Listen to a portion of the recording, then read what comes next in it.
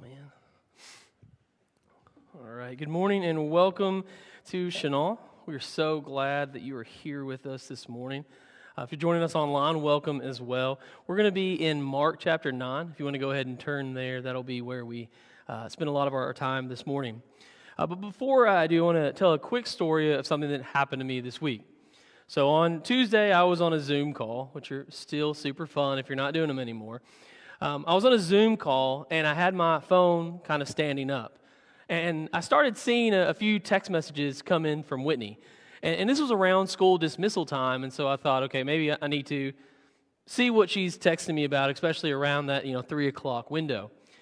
But then I see a few words that say, "Look what your son wrote."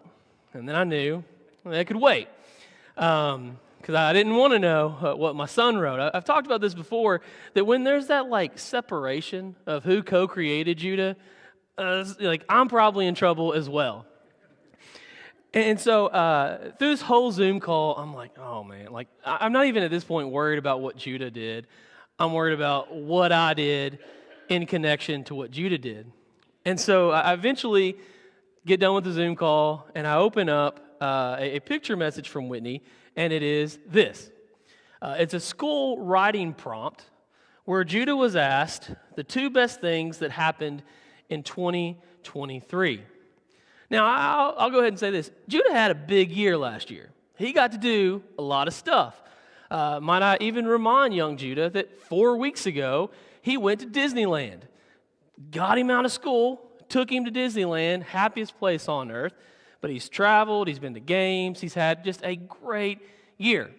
Which brings me to the picture that Whitney, the full picture that Whitney said. Now, it's going to be, I'll read it for you, but then I'll zoom in. Judah wrote that the 2 best things that he did, so you can't see it. Number 1, my dad, me, let me watch a PG-13 movie. Completely incriminating me. And then number 2 is my Grammy let me eat popcorn in bed.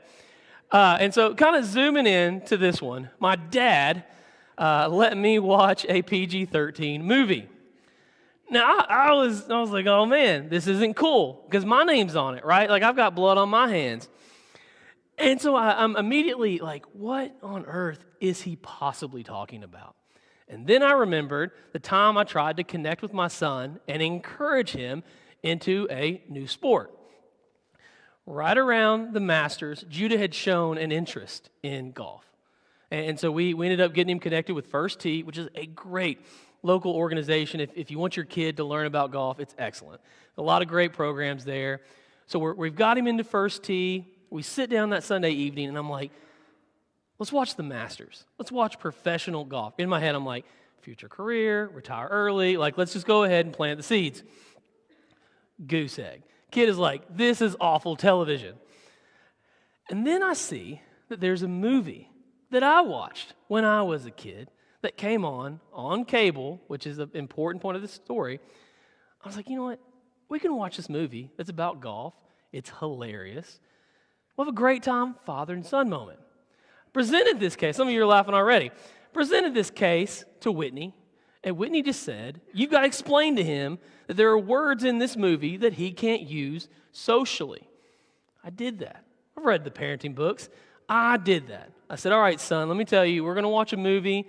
There's going to be, a lot of it's edited out because it's on cable, but there are going to be words in there. There may be even phrases that you cannot use. I will explain them to you along the way, but you got to watch it. The movie I'm talking about, that maybe some of you other pagans have seen, is Happy Gilmore, a classic Adam Sandler movie that I thought would bring out the joy of golf to my son. Now, he loved it. It is a movie now, and I'm asking you, please don't. We have tried to water this down. Please don't ask him what his favorite quote is from this movie. Continue, it's like we're trying to wash this away. I let him watch this movie, and there were words, but the whole time, I'm like, hey, dude, these are words that you can't use. These are bad words. You can't use these in school. And Whitney said, this is a direct quote from Whitney, when his teacher calls, you are responsible. You're not going to believe this.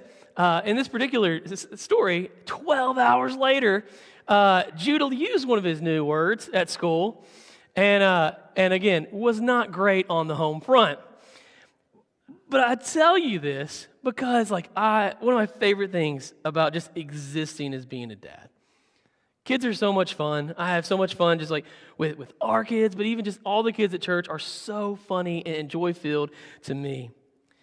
And even though I was embarrassed, and even though it was this powerful teaching moment for both father and son, it reminded me of how innocent kids really are. And he shouldn't have said it, and I honestly probably shouldn't have let him watch it, but he was sorry. And we both, again, learned a lot that week. In a way that a lot of adults aren't even sorry when they make their mistakes. Judah was sorry, and I have apologized a lot in our household as well. But it taught me, at least reminded me, about how special being a kid is. Because there's so much learning and growth that goes along with growing up. But also how crucial guidance and teaching is for children. Now, there's a passage that Kayla read just a little bit from Mark chapter 9. And again, we'll be there for just a little bit this morning.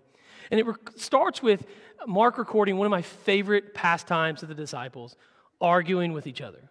They do this a lot, and it's fantastic. And often what they are arguing about is who will be the greatest in the kingdom of God. That's something that they are just fascinated with over and over and over again. They are with the Messiah who is constantly reminding them that they are called to serve. And they're like, that's fun, but who's first? So the story begins here in verse 30. They left that place and passed through Galilee. Jesus did not want anyone to know where they were because he was teaching his disciples. This is a crucial part of the story. Jesus wanted to be alone with them because he knew he needed to teach them something. We've done that a lot with different things where you try to remove all the distractions in order to absorb all the material. So he said to them, the Son of Man is going to be delivered into the hands of men. They will kill him, and after 3 days he will rise. But they did not understand what he meant and were afraid to ask him about it. And the story continues here in verse 33. He came to Capernaum. When he was in the house, he asked them, what were you arguing about on the road? So they're traveling, and Jesus can't really hear what they're saying, but he knows that there's some chatter. And he also knows that the tonnage is kind of leading us to believe that they are arguing. In verse 34, but they kept quiet because on the way they had argued about who was the greatest. See, it's in this scene that Jesus doesn't condemn but chooses to teach. Trust me, I do not know a lot about parenting. I'm just kind of listening to Whitney as well as looking just for any type of advice on how to raise these kids. But the one thing that I do know is that trying to communicate with a kid versus yelling is better for all parties involved. And that's exactly what Jesus does in this moment. He teaches, like a loving parent would. And when we slow down and really see it in this way, it's beautiful to see how Jesus chooses to communicate with those closest to them. But he continues by taking a little child and placing it in front of them. Jesus sitting down, Jesus called the 12 and said, anyone who wants to be first must be the very last and the servant of all. And then he says, it took a little child whom he placed among them. Now, I've read this story numerous times throughout my life, and I keep coming back to this glaring question. Why is there a kid there? Like, we've just been told that Jesus wants to remove the disciples so that he can teach them, communicate them, have this dialogue with them. But then in this scene, there is a kid there, just present. No adult, apparently. He's just there. And we have to add the cultural context of the story because kids were not the familial focal point that they are today. You would not have gone to an ancient person's Instagram account and seen them post about their kid. It just wasn't done. In fact, in the traditional Roman family, a child wasn't even accepted into that family unless the father declared it to be so, and then that individual was welcomed into that family officially with a special ceremony. It is a complete reversal of how we exist today. Like from the moment a child is born, we are snapping pictures and posting them. So it's insane that this kid is just roaming around, but that Jesus places this kid among them. Like intentionally putting this kid in front of them. So even the physical actions of Jesus are different. He places a child in the center. And which, if I'm understanding this situation correctly, would have been wild for the adults to see this, but also for the kid as well. But here this child is in the middle of these men. And that's when Jesus said, whoever welcomes one of these little children in my name welcomes me.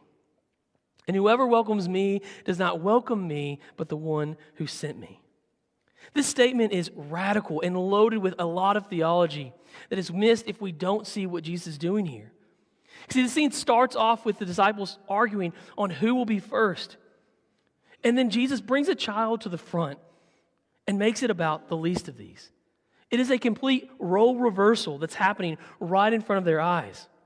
You see, they were worried about power, but Jesus is focused on serving. But there's a more important reason as to why highlighting a passage on children this morning. There's a reason why Jesus focused on them in Mark 9 as well as in this passage in Mark 10. People were bringing little children to Jesus for him to place his hands on them. But the disciples rebuked them. Think about that for just a second. The way that Mark records it, this happens next. Jesus just told them that they've got to welcome kids. But then in chapter 10, they're like, not these kids. Let these little children come to me and do not hinder them. For the kingdom of God belongs to such as these.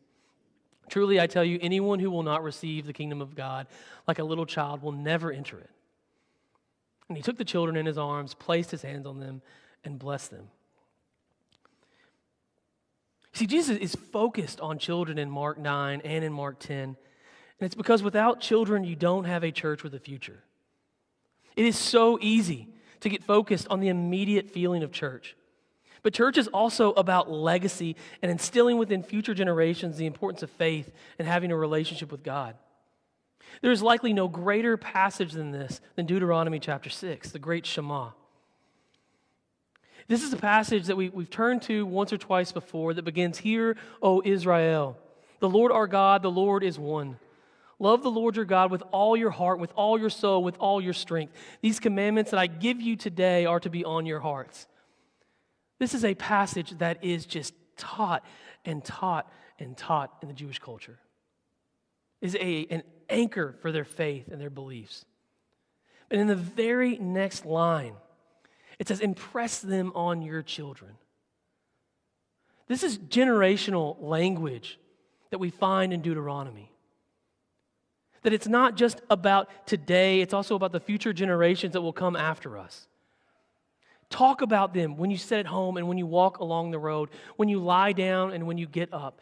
Every part of your existence should be in some way, shape, or form passing on what God has done in your life to those that you care about. But the reality is that it is parents. We have to decide how we want our children to learn. Who do we want them to gain their worldview and perspective from life from? The world or from God? That's why passages like Deuteronomy 6 are so powerful. They serve as a reminder and a challenge that unless we are active and teach our children who God is and who God has created them to be, they won't know it. We have a responsibility to their future and our future as a church as well. But as a church, we have to recognize that it just cannot be the parents alone. And this is something that this church has always done amazingly well. Chenal is a beautiful example of what an intergenerational church is. It's not a community where ministries are siloed off, meaning that when you bring a kid to Chenal, they don't ever enter into this assembly. They go to their own thing. Kids come in here for a little while. And God knows that a lot of our parents are hanging on until maybe communion. You're like, oh, come on, because then that children's church thing comes up. But this is intentional. We want children to see that church has more than just people their own age. There are individuals that may be older than them that care about them, that care about their spiritual growth, willing to encourage and champion them through life. Because no one has ever complained about having too many people in their life that are willing to support them. But it's here that I need to tell you about the other day. Because Kayla found a bunch of Taylor Swift articles that I've been printing out in the church printer. This is uncommon to print out Taylor Swift articles, but I was looking for something. Because, I don't know if you know this church is filled with Swifties. We have several people that have gone to her massive concert, and trust me, if you haven't heard Lanny sing Just Another Picture to Burn, you haven't lived. But the purpose of this really hard and swift reference to Taylor Swift was something that happened to her when she was 17. This is a picture of Taylor Swift. Her popularity at this point was on the rise.